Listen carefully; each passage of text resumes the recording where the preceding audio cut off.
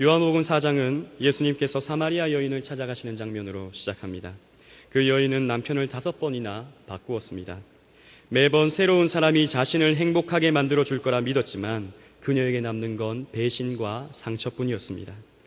그러는 사이 그녀는 동네 사람들로부터 죄인으로 낙인이 찍혀 멸시받고 외면받게 되었습니다.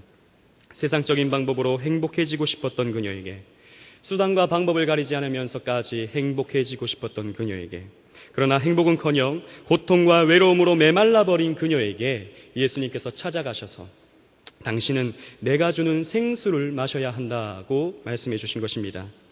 14절 말씀에 내가 주는 물을 먹는 자는 영원히 목마르지 아니하리니 나의 주는 물은 그 속에서 영생하도록 솟아나는 샘물이 되리라고 말씀하셨습니다. 그 여인은 이렇게 대답했습니다. 15절 말씀에 여자가 가로되 주여 이런 물을 내게 주사 목마르지도 않고 또 여기 물길러 오지도 않게 하옵소서. 외로웠던 그녀는, 고통스러웠던 그녀는, 금방 메말라버리는 세상적인 가치들에 실망한 그녀는 영원히 목마르지 아니하는 생수를 자기에게도 좀 달라고 예수님께 간청했던 것입니다. 이때 주님은 예배에 관한 이야기로 대화를 전환시키십니다. 내가 영원히 목마르지 아니하는 생수를 마시고 싶다면 참으로 예배하는 자가 되어야 한다고 말씀하신 것입니다. 적어도 믿음이 있다라고 하는 성도들은 많은 예배를 드리며 신앙생활을 하게 됩니다. 주일 낮 예배, 주일 저녁 예배, 오늘과 같은 수요 예배, 금요 기도회, 새벽 기도회, 또 구역 예배, 가정 예배, 신방 예배 등 많은 예배를 드리며 살아가고 있습니다. 그런데 여러분, 솔직히 여러분들에게 스스로 질문 한번 해보십시오. 여러분들은 예배 때마다 생수를 마시고 있습니까? 내 갈급함이, 내 목마름이 예배를 드릴 때마다 해갈되고 있습니까? 만약 그렇지 않다면 우리는 진정한 예배를 드리지 못하고 있는 것은 아닌지 한번 생각해 봐야 합니다. 오늘날의 문제는 우리들이 예배를 너무 쉽게 생각하는 데 있다는 것입니다. 예배에 너무 깊게 생각하지 않고 그 개념을 몰라도 얼마든지 예배를 드릴 수 있다라고 생각합니다. 그냥 예배 참석한 것으로 예배 드렸다고 생각합니다. 그러나 예배 참석하는 것과 예배 드리는 것은 하늘과 땅 차이입니다. 오늘 많은 예배를 드리며 타성에 젖어 아무런 기대감도, 아무런 감격도, 아무런 깨달음도 없이 예배 참석하고는 할 일을 다 한 사람처럼 떳떳한 태도를 보이는 것입니다. 그러나 형식적으로, 의무적으로 생각 없이 드리는 예배를 하나님께서는 받으실 리가 없습니다. 아모스 시대의 이스라엘 백성들에게 하나님은 이렇게 말씀하셨습니다. 아모스 5장 22절로 23절 말씀에 너희가 내게 번제나 소제를 드릴지라도 내가 받지 아니할 것이요 너희 살찐 희생의 화목제도 내가 돌아보지 아니하리라. 내 노랫소리를 내 앞에서 그칠지어다 내 비파소리도 내가 듣지 아니하리라. 영국의 설교자 마틴 로이드 존스 목사님은 예배에 관해 이렇게 말했습니다. 생각 없이 드리는 예배에 관해 우리 모두는 유죄임을 인정해야 한다. 사실 저를 비롯한 우리 모두는 이렇게 생각 없이, 분별 없이 형식적으로 드리는 예배에 대해 유죄임을 인정해야 합니다. 오늘 이 시간 예수님이 사마리아 여인과 우리에게 말씀해 주신 예배에 관한 몇 가지의 진리의 말씀을 살펴보면서 우리는 어떻게 참으로 예배하는 자가 될 수 있을지 한번 생각해보고 또 우리 자신의 예배 태도를 점검해보는 귀한 시간 되기를 소망합니다.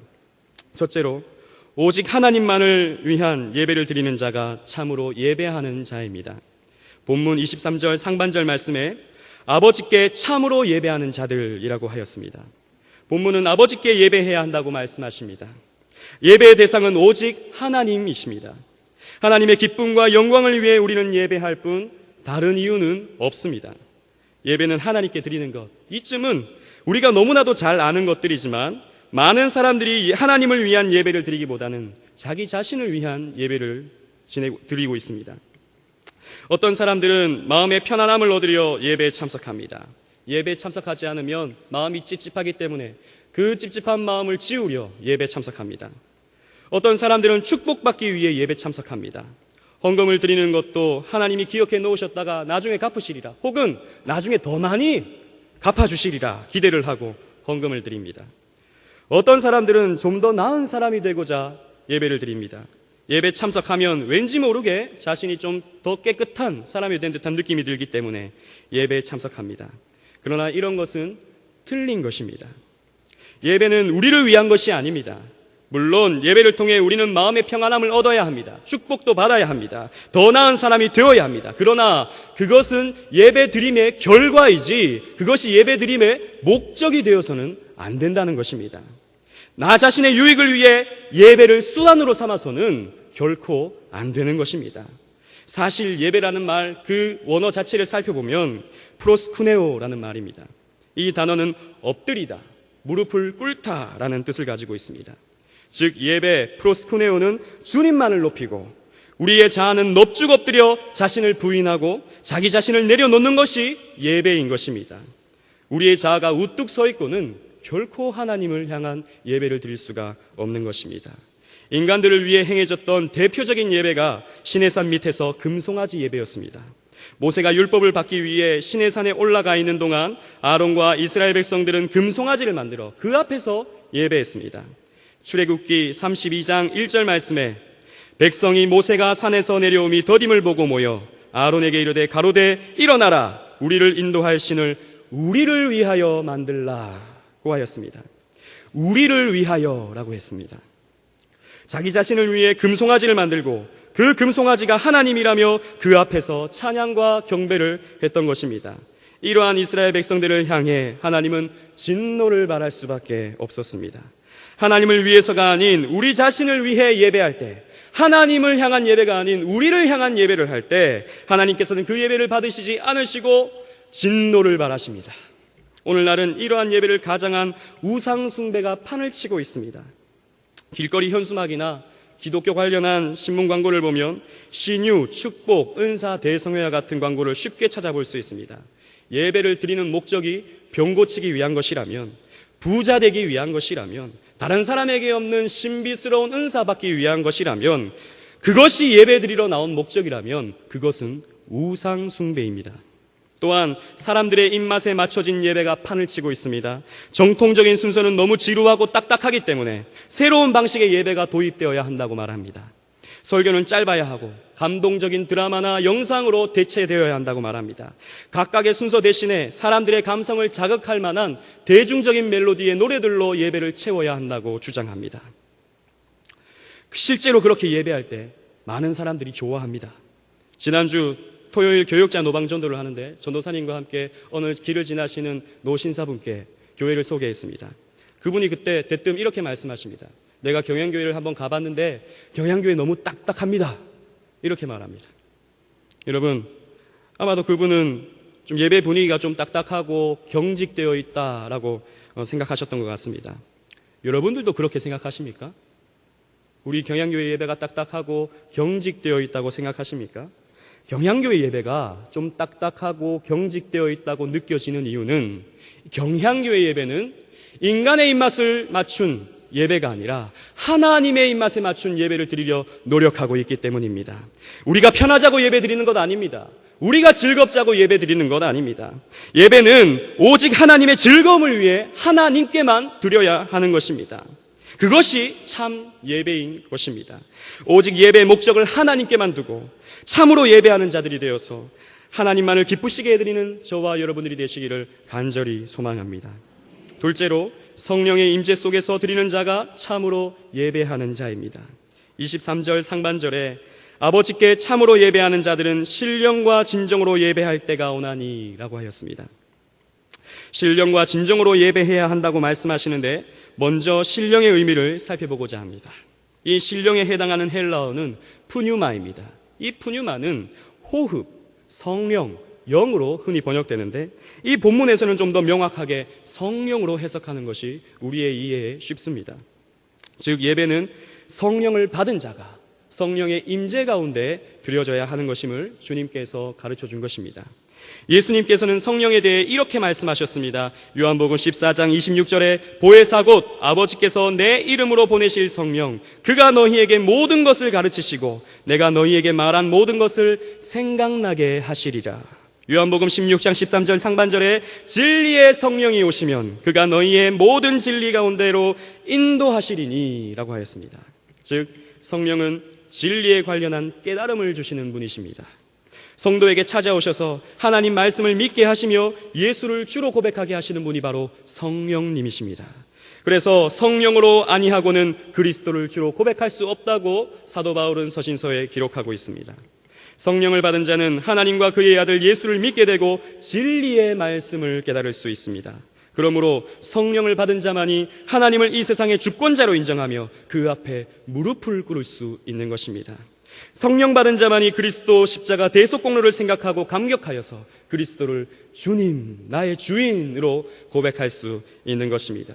따라서 성령 받은 자만이 예배 드릴 수 있습니다. 이렇게 봤을 때 예배는 분명 특권입니다. 예배 참석하는 것은 아무나 할 수 있지만 예배 드리는 것은 성령 받은 사람만 할 수 있기 때문입니다. 아무나 찬송가를 입술로 부를 수는 있지만 오직 성령 받은 자만이 하나님을 기쁘시게 할 수 있는, 내 마음속에서 올려드릴 수 있는 찬송을 올려드릴 수 있는 것입니다. 아무나 헌금 시간에 헌금을 낼 수는 있지만 오직 성령 받은 자만이 하나님께서 내게 주신 것이 있어서 오늘도 나에게 이렇게 하나님께 드릴 수 있는 것이 있구나 라고 감격하면서 그 자체만으로도 감사를 올려드릴 수 있는 것입니다. 아무나 설교를 들을 수는 있지만 오직 성령 받은 자만이 그 설교의 말씀을 자신의 말씀으로 믿고 듣고 깨달아서 어떻게든 그 말씀을 실천하려 몸부림치게 되어 있는 것입니다. 그러므로 온전한 예배를 드리기 위해 꼭 필요한 것은 성령의 임재입니다. 성령의 임재가 없다면 예배는 형식에 그치고 맙니다. 명심하십시오. 성령의 임재가 없는 형식적인 예배는 하나님께서 받으시지 않으십니다. 예배에 지쳐있는 사람들이 성령을 못 받아서 그렇습니다. 그 사람들이 나타나는 모습들을 보면 예배를 드리기 전에 아무런 기대감이 없습니다. 예배를 드리러 교회 가는 그 길에 아무런 설레임이 없습니다. 그리고 찬송가를 부를 때 먼저 보는 것은 이 찬송가가 몇 절까지 있는가를 먼저 봅니다. 5절까지 있으면 이거 언제 다 부르나 생각을 하게 됩니다. 그리고 설교 말씀을 들을 때면 자신의 말씀으로 듣지 아니하고 이거는 내 남편이 들어야 하는데, 내 아내가 들어야 되는데, 내 친구 김 집사가 들어야 되는데 잘 듣고 있나? 주변을 두리번 거리게 됩니다. 11조와 헌금을 드릴 때면 머릿속에서 온갖 계산이 진행됩니다. 이것을 다 드리면 내가 한 달 동안 어떻게 살 수 있을지 꼼꼼히 계산하게 됩니다. 마지막 축도가 진행될 때는 어떻게든 빨리 나가서 복잡한 주차장을 빨리 빠져나갈까 이 생각을 하는 것입니다. 여러분, 이런 예배를 과연 하나님께서 받으시겠습니까? 성령님의 임재가 없다면 예배는 이렇게 될 수밖에 없습니다. 사람을 힘 빠지게 만들고 지치게 만드는 형식적인 예배로 될 수밖에 없는 것입니다. 그렇다면 어떻게 성령의 임재 속에서 예배를 드릴 수 있겠습니까? 그것은 바로 성령님의 임재를 간절히 사모하는 것입니다. 예수님께서 누가복음 11장 13절에 이렇게 말씀하셨습니다. 너희가 악할지라도 좋은 것을 자식에게 줄 줄 알거든 하물며 너희 천부께서 구하는 자에게 성령을 주시지 않겠느냐라고 말씀하셨습니다. 구하는 자에게 성령을 주시겠다고 말씀하셨습니다. 성령님의 임재를 우리가 날마다 체험하지 않는 이유는 구하지 않기 때문입니다. 잠언 8장 17절 말씀에도 나를 사랑하는 자들이 나의 사랑을 입으며 나를 간절히 찾는 자가 나를 만날 것이라고 말씀해 주셨습니다. 성령 하나님을 간절히 찾는 자가, 구하는 자가, 사모하는 자가 성령님의 임재를 경험하는 것입니다. 여러분들은 성령 강림의 대역사가 이루어졌던 오순절 사건을 기억하실 것입니다. 불같이 했던 그 성령의 역사가 나타나기 직전의 상황을 사도행전 1장 15절은 이렇게 설명합니다. 마음을 같이하여 전혀 기도에 힘쓰니라. 성령의 임재가 있기 전에 마가의 다락방에 모인 120명의 문도들은 예수님께서 성령을 보내주시겠다는 그 약속을 붙들고 사모하는 마음으로 열심히 기도하는 가운데 성령 강림을 체험하였습니다. 반면에 예수님 당시 진리의 말씀은 가졌으나 성령을 받지 못했던 사람들이 있었습니다. 그 사람들은 바로 바리새인들이었습니다. 그들은 구약 성경을 줄줄 외울 만큼 신앙에 열심히 있었고 또 신앙의 여러 조항들을 만들어 율법을 철저히 지키려고 했던 순수함도 있었습니다. 그러나 그들은 성령을 받지 못했습니다. 예수님에 대한 깨달음이 없었습니다. 그러니 성령을 구하지도 않았습니다. 예수님은 그들을 어떻게 평가했습니까? 독사의 자식들이라고 평가했습니다. 성령님의 임재를 구하십시오. 성령께서 우리의 마음을 주장해달라고 간절히 예배 가운데 기도하십시오. 그러함으로 성령의 임재 속에서 예배함으로 생수를 마시는 시원함을 맛보시는 저와 여러분들이 되시기를 간절히 소망합니다. 셋째로, 진리의 말씀을 중심으로 예배드리는 자가 참으로 예배하는 자입니다. 본문 24절에 우리 다 같이 24절을 함께 봉독하겠습니다. 시작. 하나님은 영이시니 예배하는 자가 신령과 진정으로 예배할지니라. 신령과 진정으로 예배하는 것이 얼마나 중요했던지 예수님은 23절에 이어 24절에 한 번 더 반복하심으로 그 신령과 진정을 강조하십니다. 본문에서 신령 다음에 나오는 진정이라는 이 말은 헬라어로 알레이세이아라는 말입니다. 이 단어는 주로 진리라고 번역되는데 여기서도 그냥 진리라고 번역하는 것이, 진리라고 읽는 것이 우리에게 훨씬 더 이해가 쉽습니다. 즉 예배는 성령의 임재함 속에서 진리를 통해 예배해야 한다고 예수님께서 가르쳐 주신 것입니다. 그렇다면 진리는 무엇입니까? 요한복음 17장 17절 말씀에 예수님께서 진리에 대해 이렇게 정의하십니다. 저희를 진리로 거룩하게 하옵소서. 아버지의 말씀은 진리니이다. 무엇이 진리입니까? 하나님 말씀이 진리입니다. 성자 하나님 되시는 예수님의 말씀이 진리입니다. 그래서 예수님은 요한복음 14장 16절에 내가 곧 길이요 진리요 생명이다 라고 말씀해 주셨습니다. 오늘날 하나님 말씀은 우리에게 무엇으로 주어졌습니까? 바로 성경으로 주어졌습니다. 성경은 예수님을 통한 구원을 선포하는 하나님의 말씀입니다. 성경이 진리입니다. 성경이 유일한 진리입니다. 성경이 하나님께서 우리에게 주신 절대 진리입니다. 우리는 이 진리의 성경 말씀을 통해서 예배를 드려야 합니다. 그것이 바로 진정의 예배, 진리의 예배인 것입니다. 오늘날 소위 자유주의 기독교는 이성으로 진리를 깨달을 수 있다고 말합니다. 그러니 성경을 합리적인 사고, 과학적인 논증을 통해서 읽어야 한다라고 주장합니다. 그러니 초자연적인 사건들, 여러 가지 기적적인 사건들은 신화적인 것들로 치부해 버립니다. 예수님이 물로 포도주를 만든 사건, 오병이어로 5,000명을 먹인 사건, 물 위를 걷는 사건, 이런 초자연적인 기적들은 그냥 바울과 사도들이 예수님을 신화하기 위해서, 예수님을 신격화하기 위해서 만들어낸 허구일 뿐이다라고 주장합니다. 그러니 자유주의 예배 속에서의 설교는 성경을 통해 예수 그리스도를 통한 구원, 천국, 지옥을 설교하지 아니하고 오로지 윤리만 설교합니다. 서로 사랑하고 이해하고 서로 아껴주고 서로 용납하고 세상을 깨끗하게 하고 세상을 아름답게 하자라는 그런 메시지들만 증거합니다. 여러분, 사실 이러한 윤리는 기독교에만 있는 것이 아닙니다. 유교에도 인애의 윤리가 있고 불교에도 자비의 윤리가 있습니다. 그러니 자유주의 기독교는 다른 종교와 다를 바가 없게 되는 것입니다. 그래서 자유주의는 다른 종교를 존중하고 다른 종교에도 나름의 구원이 있다라고 주장하는 것입니다. 또한 소위 신비주의 기독교는 체험으로 진리를 알 수 있다라고 주장합니다. 성경 말씀은 뒤로 한 채 체험을 앞세우는 것입니다. 신비스러운 체험 자체가 하나님의 살아계심과 전능하심을 나타낸다라고 말합니다. 각종 치유 집회, 방언, 예언과 같은 은사 집회, 자신이 천국에 갔다 왔다며 증거하는 천국 간증 집회, 이러한 집회에는 신비스러운 간증들로 넘쳐납니다. 죽을 병에 걸렸는데 어느 유명한 부흥사가 기도해 줬더니 병이 나았다느니, 기도하는 중에 하나님이 어떻게 살라라고 말씀해 주셨다느니, 열심히 기도하는 가운데 썩은 이빨이 금이빨로 바뀌었다느니, 이런 호들갑을 떱니다. 그리고는 이렇게 말합니다. 야, 이런 놀라운 역사가 일어나는 걸 보니 하나님이 살아계십니다. 이런 놀라운 역사가 나에게 일어나는 걸 보니 하나님이 나를 엄청 사랑하십니다 라고 말합니다. 그러나 무당도 굿으로 사람의 병을 낫게 할 수 있습니다. 무당도 사람의 과거와 현재를 맞출 수 있고 미래를 예언할 수 있습니다. 무당도 날이 시퍼런 작두 위를 뛰어도 다치지 아니하는 신비스러운 사건을, 그런 현상을 나타내 볼 수도 있습니다. 그런 신비스러운 일이 나타났다고 해서 그것으로 하나님이 살아계시다든지 하나님이 자기를 사랑한다든지 말하는 것은 기독교를 무당 종교로 폄하하는 것입니다. 여러분, 분명히 명심하십시오.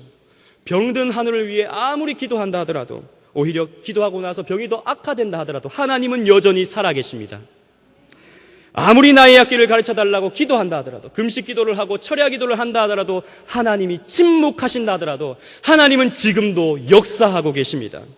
나의 사업장을 위해서, 매출 신장을 위해서 아무리 기도하고 많은 헌금을 드렸는데 오히려 자꾸 어려워진다 하더라도 하나님은 지금도 살아계시고 역사하는 분이십니다. 왜냐하면 하나님은 지금도 살아계시고 역사하신다고 성경이 가르쳐주고 있기 때문입니다.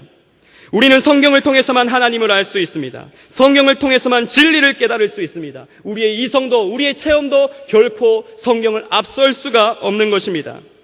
성경이 가라면 가고 성경이 멈추라면 멈추는 계시의존 사색을 통해서 우리는 예배할 수 있어야 합니다. 우리의 이성으로 이해가 되지 않는다 하더라도, 우리가 한 번도 체험해보지 못한 말을 성경이 한다 하더라도 성경에 기록되었다면 그것을 하나님의 말씀으로 믿고 순종하며 따라야 하는 것입니다. 성경 계시가 완성된 이 시대에 하나님은 어떻게 자신을 계시하십니까? 성경을 통해서, 그리고 이 성경을 설교하는 설교자의 설교를 통해 하나님께서 말씀하십니다. 그러므로 우리는 예배 속에서 들어야 할 이 설교는 지금 나에게 하시는 말씀, 지금 나에게 필요한 말씀으로 우리는 들어야 합니다. 설교는 감상하는 것이 아닙니다. 설교는 흥미의 소재가 아닙니다. 설교는 평가의 대상이 결코 아닙니다. 왜냐하면 설교는 하나님 계시 선포의 도구이기 때문입니다. 그래서 예배는 하나님 계시에 대한 반응이라고 정의할 수 있습니다. 선포되어지는 이 하나님의 어미하신 말씀 앞에 순종과 항복의 의미로 무릎을 꿇는 것. 네, 그렇습니다. 주님, 저는 죄인입니다. 저는 아무것도 할 수 없는 연약한 존재입니다. 그러니 주님께서 나를 찾아오셔서 내 삶을 붙들어 주시고 주님께서 내 손잡고 구원의 완성을 이루어 주옵소서 라고 나의 자신을 엎쭉 엎드리고 주님께 우리의 모든 구원을 맡겨버리는 것, 그것이 바로 예배인 것입니다. 이러한 진리의 예배, 이러한 진리를 중심으로 한 예배를 통해서 하나님의 뜻을 잘 깨닫고 그것을 실천함을 통해서 하나님을 기쁘시게 하는 저와 여러분들이 되시기를 간절히 소망합니다. 사랑하는 경양의 성도 여러분, 헌신하시는 21, 22, 23 여전도회 회원 여러분, 여러분들은 예배 참석자입니까? 예배 드리는 자입니까? 여러분, 솔직히 여러분들에게 질문하시고 여러분들을 점검해 보십시오. 예배 참석자입니까? 아니면 예배 드리는 자입니까? 주님은 예배 참석자의 예배를 보시며 더 이상 너희의 예배를 받지 않겠다고 말씀하십니다. 주님은 하나님이 아닌 자신을 위해 예배하는 자들의 예배를 그만 그치라 하고 말씀하십니다. 주님은 성령을 구하지 아니하고 진리에 대한 깨달음을 받들인 이 예배를 그만하라 하고 말씀하십니다. 주님은 예배하는 자, 예배 드리는 자, 참으로 예배하는 자를 찾으신다고 말씀하십니다. 하나님께만 예배하는 자, 성령의 임재 속에서 예배하는 자, 하나님의 진리의 말씀을 중심으로 하여 예배하는 자, 하나님은 이러한 자들을 찾으시는 것입니다. 그 하나님이 찾으시는 자들 중에 저와 여러분들이 있기를 간절히 소망합니다. 그리하여 하나님이 주시는 생수, 영원히 목마르지 아니하는 생수를 받아 마시고 또한 참된 예배하는 자들이 되어서 하나님의 마음을 시원케 드리는 모든 경양의 성도들 되시기를 간절히 소망합니다.